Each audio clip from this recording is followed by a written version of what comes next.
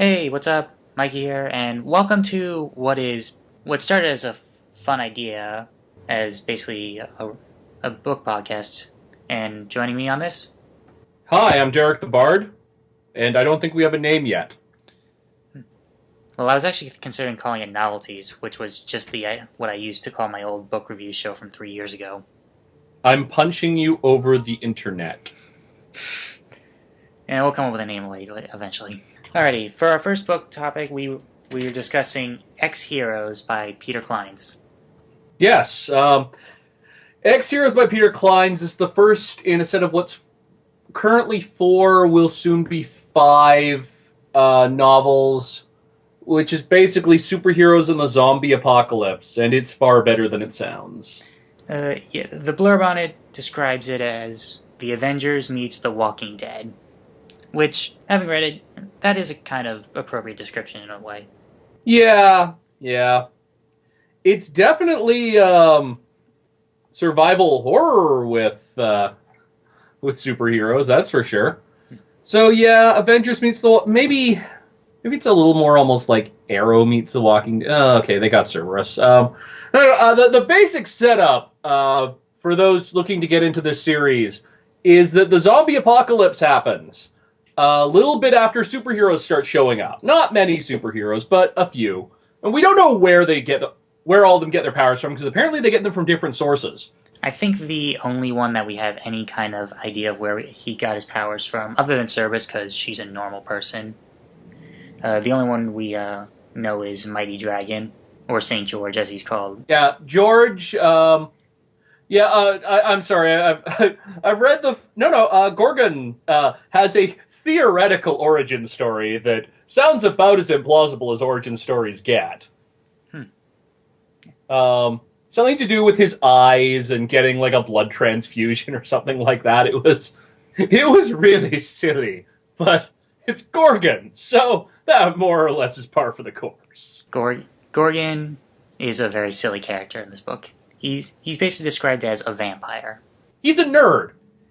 He's a comic. He is basically. There are two big nerd heroes in the books. The first one is Zap, who is basically the voice of the audience, and definitely the voice of the writer. I've actually seen. I'm on Peter Clines' Facebook page, and I've seen his pictures of his office, and it's about as nerdy as these things come. And Gorgon, he's sort of like that really, really cool dude that gets superpowers. So he doesn't really tell people that he's read comics, but yeah. You can tell this dude's read some comics in his time. The way the book's set up, actually, because this is something to bring into it, the book is split into, dispersed as two different stories. There's the before section, which is told first-person perspective from each of the heroes as they've started out getting their powers. And then there's the after, which is third-person perspective, which is basically after the zombie apocalypse has happened, and now they're dealing in the aftermath.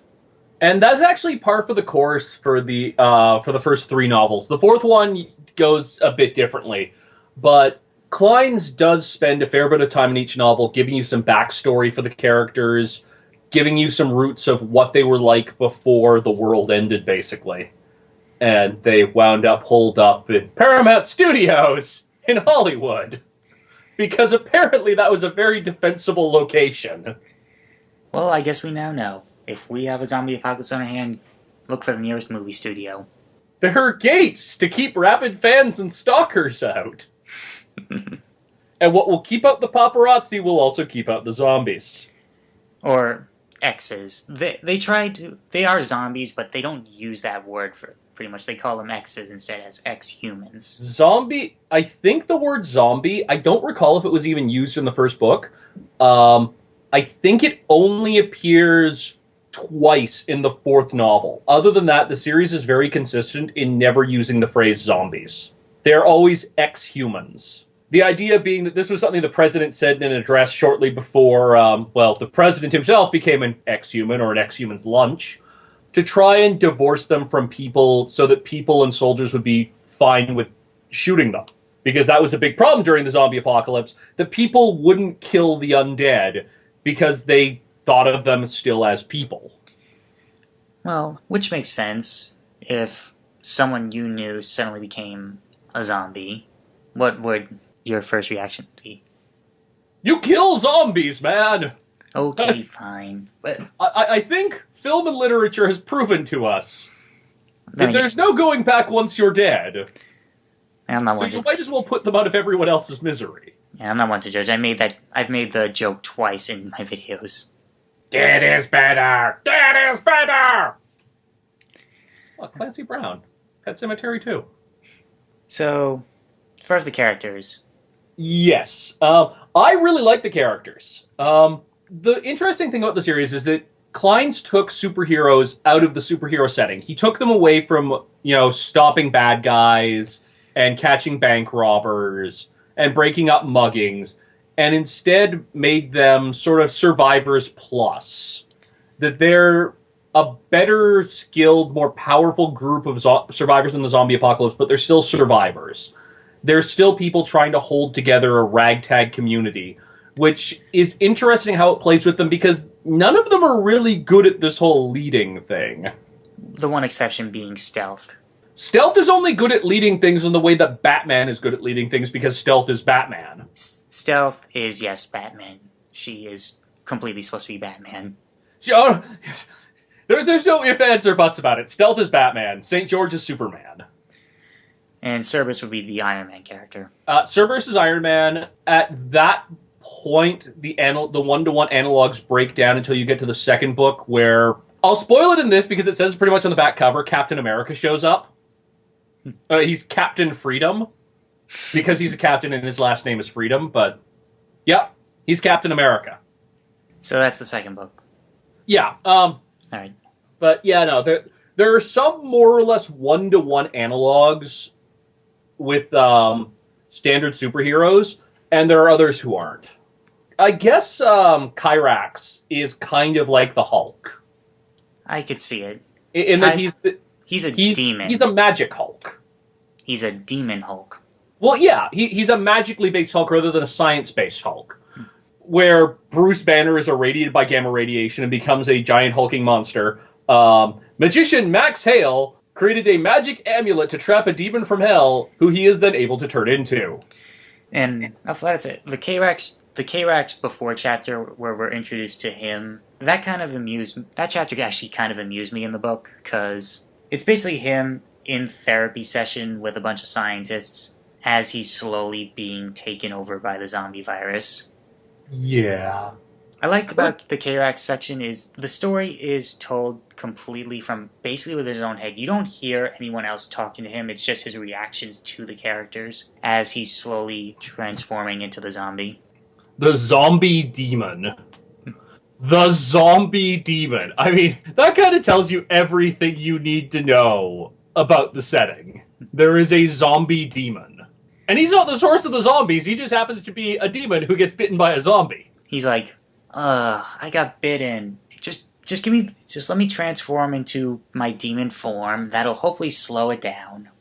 And it didn't. It made things worse. There are some characters that are also, they're introduced in the book, but they haven't been given the full backstory as far as book one. The main one being Midnight, I believe his name was. Midnight's never really brought up again. Midnight is occasionally referenced in later books, but Midnight's not really an important character. It was just the one that stuck out to me because he basically as far as all the hero characters, he is the only one that doesn't have his own backstory chapter. Bonsai didn't. I mean, we got actual background information on Bonsai, but she didn't get her own chapter. No, she did. She did? Oh. Yeah, it's a small one, but it does basically go into like what her life was like up to the zombie apocalypse. In her multicolored karate uniform. There have been better superhero costumes. There have also been worse. Yeah, so the real highlight of the series, though, is looking at these superheroes as people while they're also being superheroes thrust into a non-superhero situation. They're in a setting where face punching doesn't really solve anything. There is an endless horde of X's out there, and you can't punch them all. God knows George tries. He spends a lot of his book trying. He spends a lot of every book trying.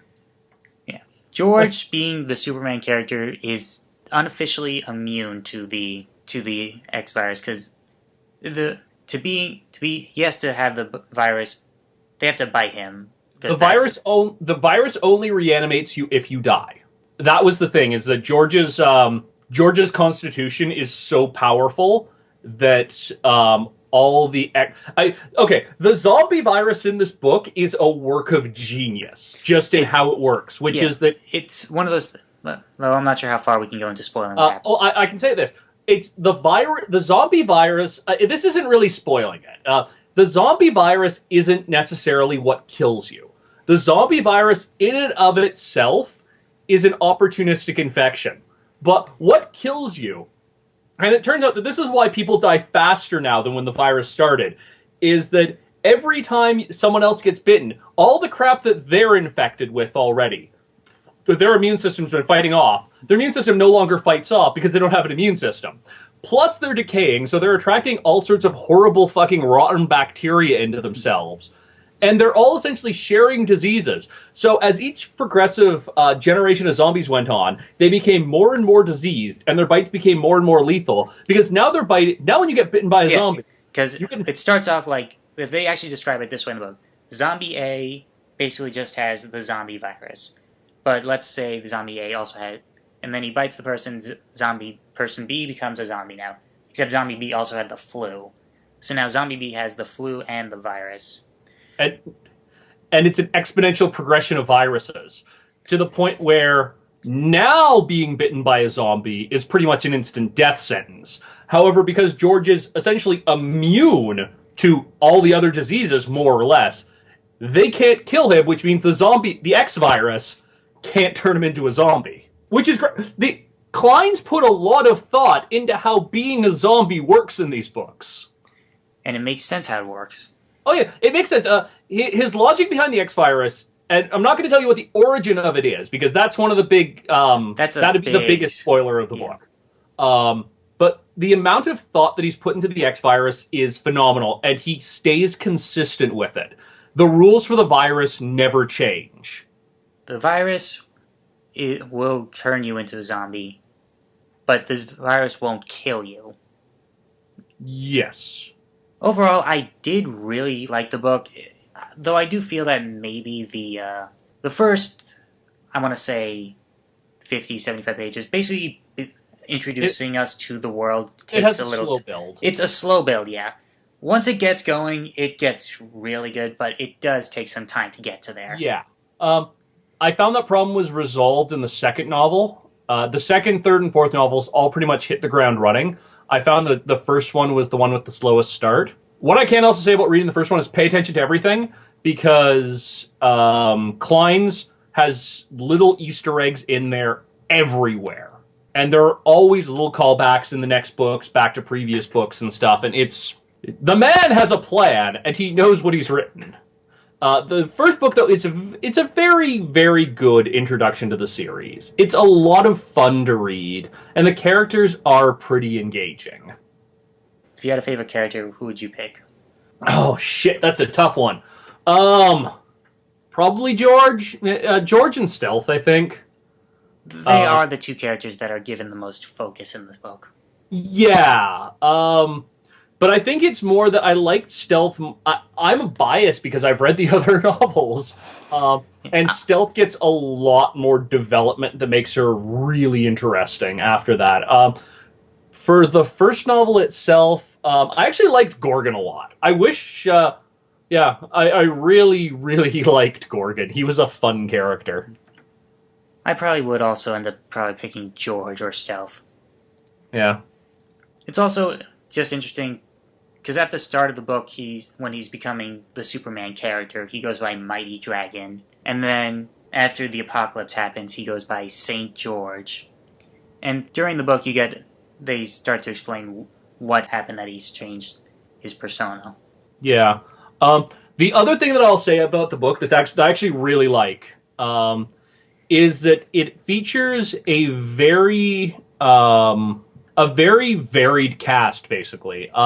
It's actually a predominantly non-white cast.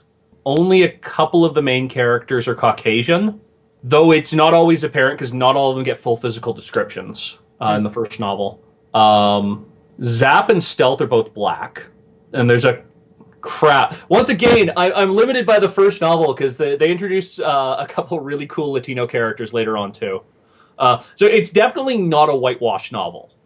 It's very conscious that it is in Los Angeles, that the Los Angeles population is very diverse. And I actually really like that about it. I felt it made it, there was that extra level of realism to it, that this really seems to represent Los Angeles as a location. I think that's about it. So yeah, overall, it's a good book. I recommend it once you get past the slow build opening. Yeah, the slow build is worth it. It's definitely worth it, but I will say that it does take the time. Yeah. So I guess we're pretty much done with this then. Yep, this was the pilot episode of Mikey and Derek's Untitled Book Podcast. Whatever the heck we're going to call this. We'll think of something. I'm Mikey. I'm Derek the Bard. Be seeing you.